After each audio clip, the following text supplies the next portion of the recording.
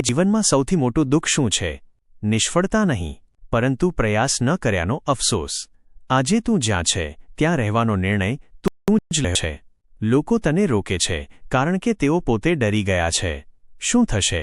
લોકો શું કહેશે? જો હું હારી ગયો તો? આ બધા પ્રશ્નો તને કમજોર નથી બનાવતા, પરંતુ તેમાં અટવાઈ જવું તને કમજોર બનાવે છે।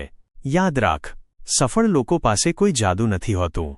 તેઓ ફક્ત એક નિર્ણય કરે છે, હાર ન માનવાનો। જ્યારે તું થાકી જાય ત્યારે તું અટકી ન જા, કારણ કે થાક એ સાબિતી છે કે તું આગળ વધી રહ્યો છે। દુઃખ આવશે, આંસુ આવશે, એકલો લાગશે, પરંતુ એ જ સમય તને ઘડશે।